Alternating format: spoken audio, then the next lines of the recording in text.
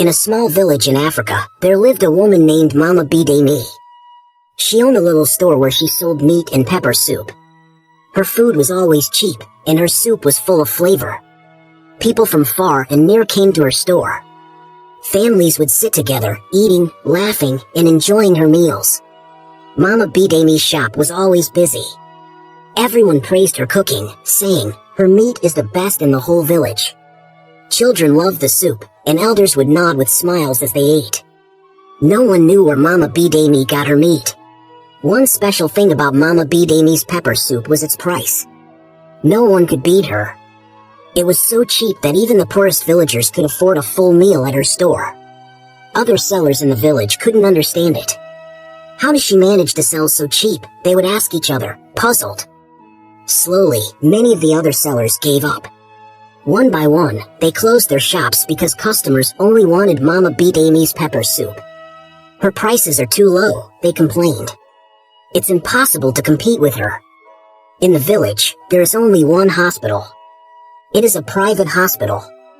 Something strange had been happening for years. Women would get pregnant and dream of holding healthy babies, but their dreams often turned into nightmares. Many pregnancies ended in sorrow. Some babies were born dead. Others came into the world with twisted limbs or weak bodies that could not survive long. The villagers didn't understand why this was happening. "Why do so many babies not make it?" an old woman asked one evening. "Maybe our land is cursed," another replied, her voice trembling. Mothers and fathers prayed for healthy children, but yet they got disabled children. There were only a few healthy children in the village. Fear grew in the village. Women were scared to get pregnant. In the same village, there lived a young woman named Lola. She was married to Ikena, a kind and caring man. Lola was 9 months pregnant, and they were both excited to meet their baby.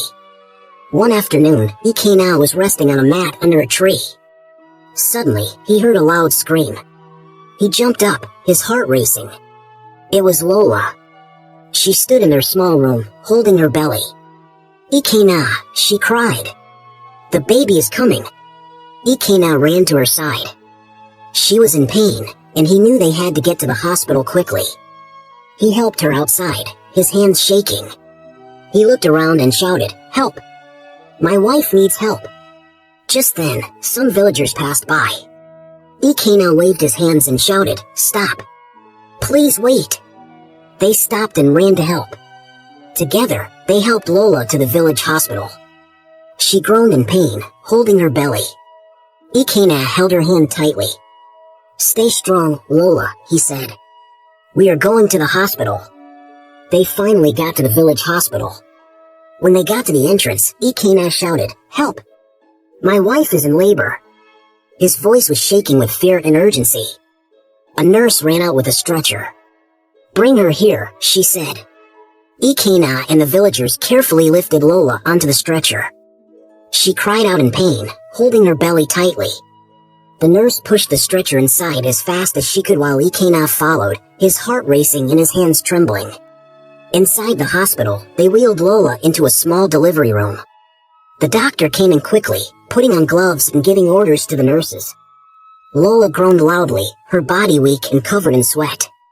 Ikena tried to stay, but the nurse stopped him. "You must wait outside," she said. "We will take care of her." Ikena hesitated but nodded. He stood by the door, praying softly. "God, please let my child come out normal," he whispered.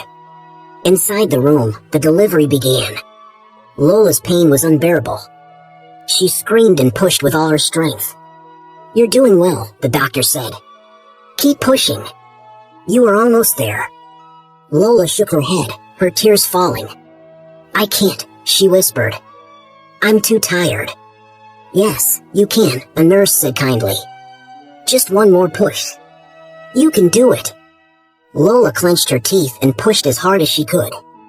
Finally, after what felt like forever, the sound of a baby crying filled the room. The loud cry echoed in the small space, bringing relief to everyone. Lola fell asleep due to the stress and what she had to go through. Meanwhile, Ikena waited outside as the nurse had instructed. He paced back and forth, his heart full of worry and excitement. He couldn't wait to hold his baby in his arms. Inside the delivery room, something very strange began to happen. Lola had fallen into a deep sleep after the long and tiring delivery. The doctor looked at the nurse. Their eyes met, and a silent understanding passed between them. She turned to the doctor and whispered, "For meat, right?" The doctor's face was cold. "Do it quickly," he said in a low voice. "Before someone comes in." The nurse took a deep breath. The child cried louder, as if sensing something was wrong. The nurse quickly covered his mouth. The nurse held the baby close to her chest and glanced around the room. The nurse moved toward a locked door at the far end of the hall. She kept looking around to make sure no one was following her. She entered a secret room in the hospital.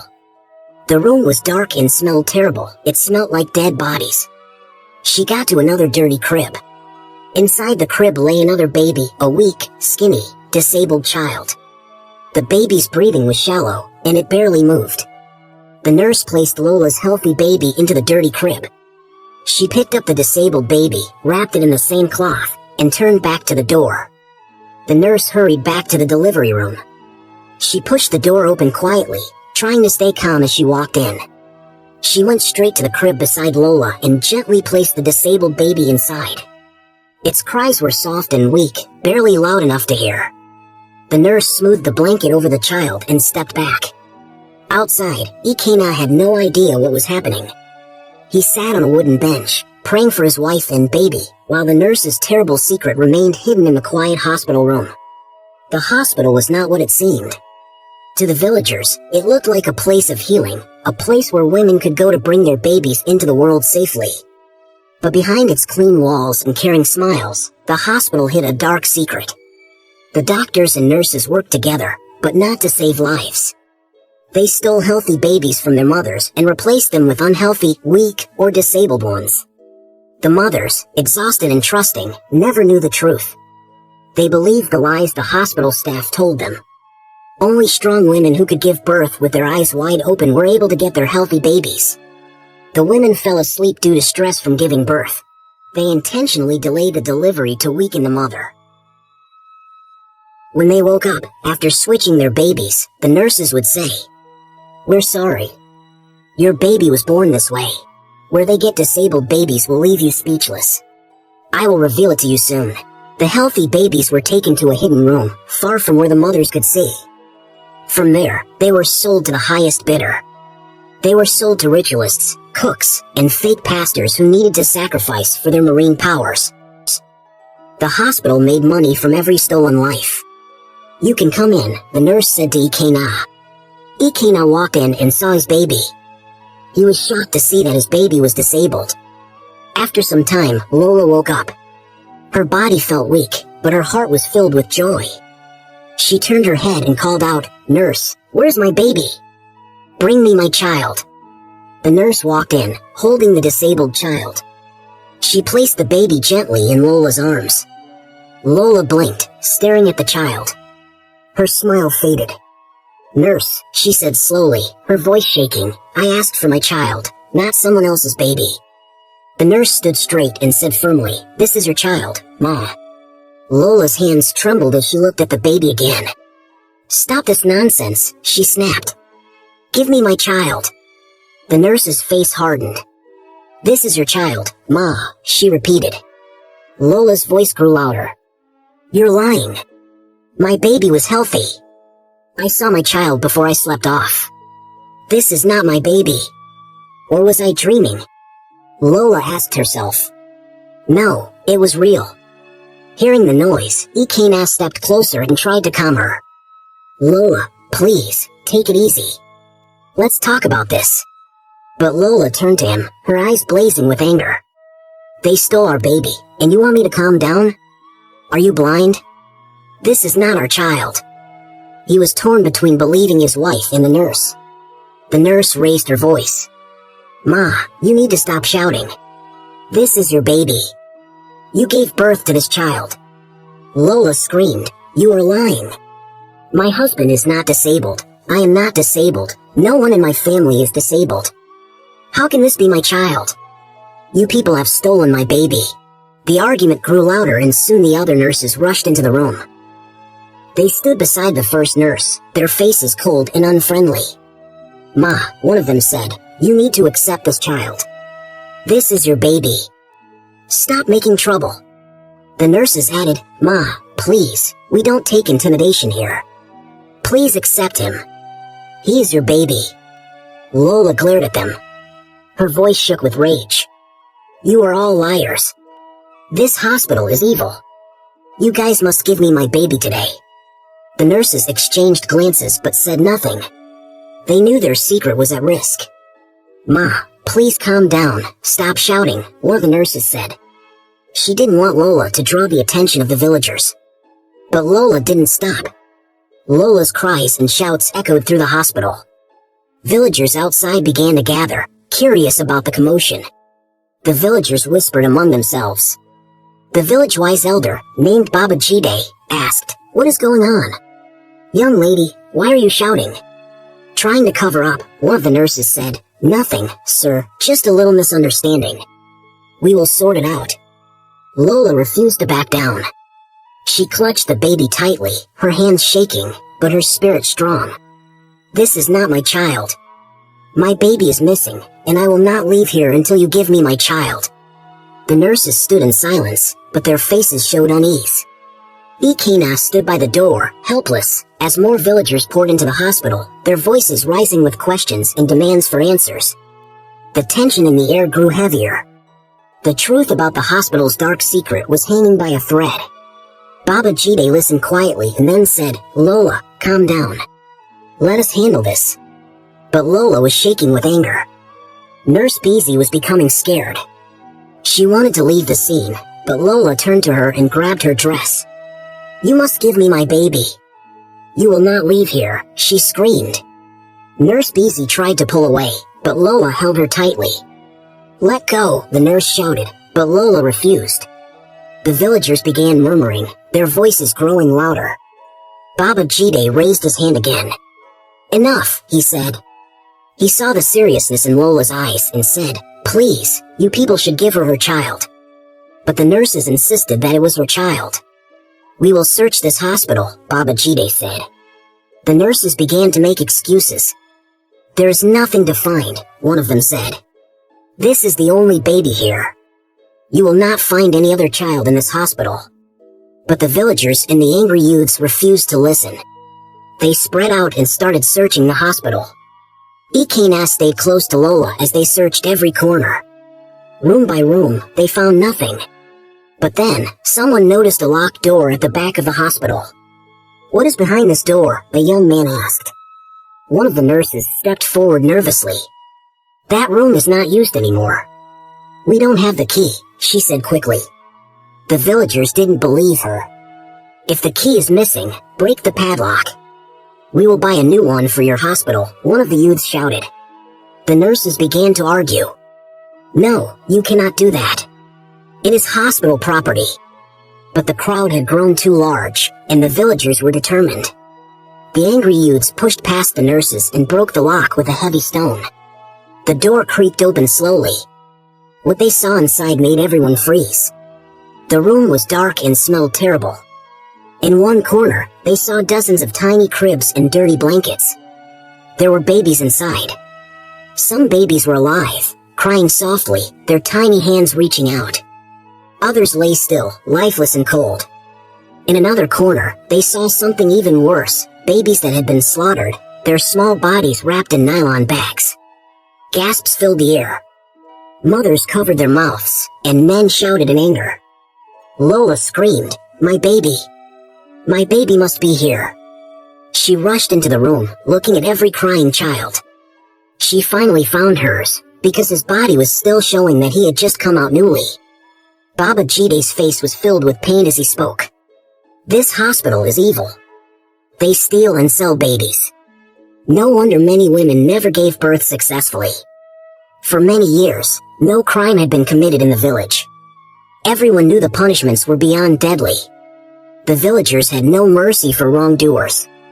This fear kept the village peaceful. No one dared to break the rules. But now, a terrible crime had been uncovered. The hospital's dark secret had enraged the entire village. They dragged out all the nurses, including Nurse Beezy, who had delivered Lola's child, and the doctor. They were taken to the village square, their hands and feet tied tightly with ropes. The criminals' faces were filled with fear, and their bodies trembled as the villagers shouted angrily around them. They knew what was coming. The punishment would be severe. The village had once cut off the arms of someone who stole just a mine or something, so that he would never steal again. Just imagine what they would do to those who did something far worse. Some of the nurses cried, while others begged for forgiveness. But no one listened. Among the nurses was one woman who had never supported the evil. She had seen what was happening but had been too scared to speak up. Instead of quitting, she continued working for the hospital. Her heart was heavy as she was tied up with the others. Tears rolled down her cheeks as she whispered to herself, "I should have spoken. I should have reported them or even quit a long time ago." But now it was too late. The nurse looked around at the angry crowd. She shouted, "I didn't do it. I never supported them." The villagers ignored her. "You are all guilty," an elder shouted. "You will face justice." The villagers tied the nurses and the doctor to wooden posts in the middle of the square. They looked around. There was no escape. They were trapped, and they knew it. The villagers left some strong men to guard them. These men stood tall, holding sticks and machetes, ready to strike if anyone tried to escape. But the villagers weren't finished. Their anger burned hotter when they thought about the owner of the private hospital. He was the owner, so he must be part of this evil. "Let's go to his house," someone shouted. The crowd roared in agreement. A large group of villagers marched toward the hospital owner's home. Their footsteps shook the ground as they moved together, their faces dark with anger. The owner of the hospital had no idea what was coming for him. The hospital owner, named Mr. Kenneth, was a tall man with a hard look in his eyes. His face was sharp, and he always kept his beard neat. He seemed calm, but deep inside, he's a monster. His actions showed the evil hidden in his heart. When the villagers reached the hospital owner's house, they didn't knock or wait. They stormed in, kicking open the door. The house was large and looked clean from the outside, but as they stepped in, a foul smell filled the air. The villagers covered their noses, their eyes scanning the room for clues. In the middle of the house, they found Mama Bidemi, the village cook. She was standing next to the hospital owner, and what they saw made their hearts freeze. Mama Bidemi was loading small bundles of something into a big bag.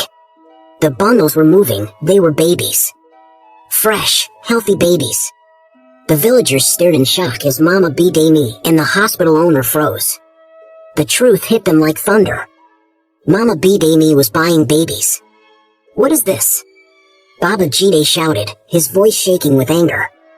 The hospital owner tried to explain, but his words came out in stutters. Mama Bidemi stepped back, holding her hands up. "It's not what it looks like," she said, but no one believed her. Mama Bidemi loads the babies in a big sack, and she uses a wheelbarrow to carry them home at night. The crowd erupted in anger. Some of the men grabbed Mama Bidemi and the hospital owner. "You will both face justice," they shouted. They tied their hands and dragged them out of the house, heading for the village square. But other villagers stayed behind. They wanted to search the house for more evidence. As they searched, they burst open a locked door at the back of the house. What they found made them gasp in horror. It was a large, dark room. Inside were several young girls, most of them looking so young. Some were lying lifeless on the floor, their bodies thin and weak. Others were tied to wooden posts, their hands and feet bound tightly. The girls were barely clothed, their eyes empty with fear and pain. "What is this place?" one man whispered, his voice breaking. An older villager answered grimly, "It's a baby factory." The villagers realized the horrible truth. These girls had been forced to give birth. They were too young, so they gave birth to premature babies. The unhealthy premature babies were taken away, swapped with healthy babies at the hospital, and sold for money. The girls were treated like objects, used only for producing children. Some of the villagers began to untie the girls, but others couldn't move. Their legs felt heavy as they looked at the bodies on the floor, young girls who had been used until their bodies couldn't take it anymore. One villager spoke angrily. "This is evil. Pure evil." The crowd grew larger as more people entered the house. The air was filled with cries of anger and sorrow. "How could this happen in our village?" a woman said. The men who had stayed behind carried the lifeless girls outside. The tied-up girls, too weak to walk, were carefully helped out by the villagers. They cried softly, their voices barely audible. The search continued. The villagers opened more rooms, finding more signs of the horrible trade. Old cribs, dirty blankets, and piles of money hidden in drawers. Every corner of the house revealed more of the evil that had been hidden there. After dragging all the criminals to the village square, the entire community gathered there, their faces full of anger and disbelief. The truth was out, and the evil of the hospital was exposed. Everyone wanted to know the whole truth. Baba Jide stood in the center, his face hard with anger. "Speak the truth now," he commanded the nurses. "What have you done?" At first, the nurses stayed silent, their heads bowed. But the crowd's shouting grew louder, and someone gave one of them a heavy slap. They could not hide anymore. One of the nurses broke down and cried, "We steal babies from others. We sell them. We also steal people's vital organs and sell them." The crowd gasped, their shock turning to rage. But the nurse wasn't done. She pointed toward Mama Bidemi. "We also give some babies to Mama Bidemi. She uses them to cook her food." The crowd froze. For a moment, there was silence. Then, the horror of what they had just heard sank in. Some villagers held their stomachs, their faces pale. Others began to vomit, remembering all the meals they had eaten at Mama Bidemi's shop. "Mama Bidemi," someone shouted, "no wonder your meat is so cheap." Mama Bidemi screamed and begged for mercy, but what she did was too intense. Baba Jide raised his voice. "This evil must not continue. These people have committed great sins. There are sinners, but these are actual devils." The 16 nurses, the doctor, Mama Bidemi, and the hospital owner were tied up in the village square. Their hands and feet were bound tightly with ropes to a pole, and they sat on the ground, surrounded by angry villagers. The crowd was silent now, their faces hard with anger and grief. The air was heavy with sorrow. Baba Jide, the village elder, stood in front of everyone. He raised his hands and spoke loudly. "Go home, everyone. Prepare for their funeral." His voice echoed through the square, and the villagers obeyed without a word. Very early the next morning, the entire village gathered in the square. Everyone wore black. Mothers, fathers, children, all were dressed in the color of mourning. It felt like a funeral, not just for the criminals, but for the many innocent lives lost. The villagers moved slowly, their heads bowed, their faces filled with pain. Around the tied-up criminals, the men placed piles of dry palm leaves. The bodies of the dead girls and babies, found in the hospital owner's house, were placed with them. The sight of the lifeless bodies made some people cry, while others looked away, unable to bear the sadness. The square was silent except for the sound of the wind moving through the palm leaves. Baba Jide stepped forward again. His face was full of sorrow, but his voice was strong. He spoke to the crowd, his words heavy with meaning. "This is a great loss," he began. "We have lost our daughters. We have lost our babies. We have lost our peace. These innocent souls did not deserve this." The villagers wiped their tears, listening closely. "May the souls of these innocent ones rest in peace," Baba Jide continued, his voice shaking slightly. Then he turned to the tied-up criminals, his eyes burning with anger. "But the souls of those who ended their lives will never know peace." The crowd shouted together, their voices loud and clear. "So shall it be." The men lit small torches and gently placed the fire on the dry palm leaves. The flames caught quickly, growing taller and brighter with every passing moment. The fire began to consume everything, the criminals, the palm leaves, and the bodies of the innocent. Smoke rose into the sky, thick and black, carrying the weight of the village's pain. The criminals screamed in pain as the fire consumed them. The smell of roasted meat filled the air. Some villagers held each other tightly, tears streaming down their faces. Families hugged one another, comforting their children who were too young to understand the full weight of what was happening. Others stood silently, their faces cold and hard, watching the fire with clenched fists. The cries of the criminals were drowned out by the crackling of the flames. The villagers didn't speak, they only watched as the fire burned brighter and brighter. It burned away the evil that had haunted their village for so long. It was a moment no one would ever forget. Baba Jide spoke one last time. Let this day remind us of the price of evil. Let us protect our village from darkness. May we never see such sorrow again. The villagers nodded in agreement, their faces wet with tears. Mama Bidemi's shop was also burnt down. 7 other branches of the private hospital were shut down. The other babies were given to childless women and couples in the village. It was a bittersweet moment. Some women wept as they held a child for the first time, while others mourned the loss of the children who did not survive. That day, the village changed forever. They had uncovered great evil, but they had also found hope in the innocent lives they saved. When you see something evil, either expose it or stay far from it. Don't be like that ignorant nurse. She didn't support them, but still got punished. Also, be mindful of what you eat. Be careful of the hospitals you choose, especially when something sensitive is involved, like giving birth. Like, subscribe, and share this video. Thank you. I'm here in China in a Shaolin temple. For the next 7 days, I'm going through one of the hardest trainings in the entire world. First step, shaving my head. Oh no. So the Shaolin man shaved their head because they want to detach from the previous life. Goodbye, previous life. So this is Shaolin monk uniform. After I dressed up, the Shaolin headmaster called all the students to line up and he welcomed us to the team. He also explained that the next days will be mentally and physically exhausting. No pain, no gain, no kung fu. We started the training with a standing meditation by the water, and after that we had a Shaolin movement exercise. All of them, they know the moves because they've been here for months, but I don't know them. It was a bit embarrassing that I was the only one that didn't know the moves, and I think I was the weakest person there. But I am determined to slowly improve and catch up to my teammates. On our way to eat food, I had a chance to become friends with a special young guy that his family kicked him out of the house, and he is living on the temple now. It's time for breakfast. We're in the line to put food. I only have vegan food. So there is rice and there is chopsticks. These things doesn't go together for me. After food, it was time for our Shifu, which means the head of our training, to explain us some stuff. Kung Fu isn't meant to be used to hurt others. It's to help others. To join our big Kung Fu family, regardless of your age. Everyone has to follow the same rules. And after this inspiring word from our master, we started the afternoon training. So they sent us up to the temple for running. So many steps.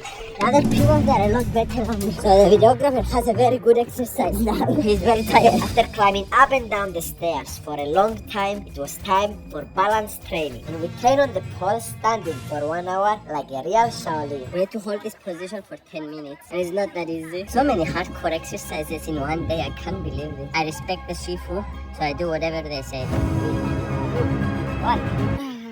A lot harder than it seems, guys. He is making sure that I feel pain. No pain, no gain, no kung fu. This is better than I imagined. I want to come here to see if everything that they say about Shaolin is a myth, but you see them, they are warriors. You don't want to mess with them. So now we're doing power stretching. 2 people are stretching my legs. Sophie speaking, that means I'm not going hard enough, so... Our master was helping and pushing everyone to be better. Look, he's doing splits like that, 180 degrees. Good job. We are all bound able to do this, but then we sit on chairs and we don't move. So we restrict, because if you don't use it, you lose it. All these people, they are better than me in a lot of aspects. So it pushes me to be better version of myself. I never felt my body so relaxed in my whole life. Every bone of my body now, it's in peace. So we finished for the day. So this is your room. This is wood. Yes, this is kind of hard. And you chose my favorite color, pink. Oh, you're welcome. Today was kind of an introduction, and my legs have a lot of pain. Oh my gosh. So it's 5:30 now and he have a training at 6. Come on.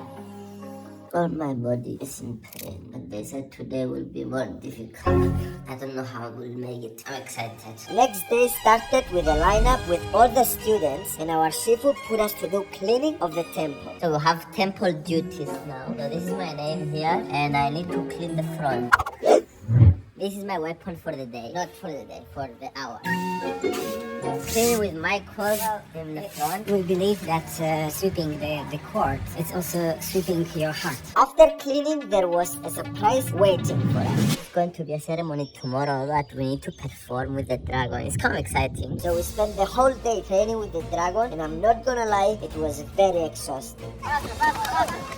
It seems easy, guys, handling this dragon, but it's not. I'm so tired, but we have to go through the struggle. How long you've been here? 3 weeks? And how long you're going to stay here? 2 more months. That's a lot of commitment, man. Why you felt you needed to come here? My life's been too easy. Too much partying, too much school, university. It's been hard in my life. So what I do to keep myself kind of positive is I break the days in parts. I'm not thinking that I have so many days still to go. I just think, oh, in 2 hours we're going to eat food. I hate waking up in the morning. So today they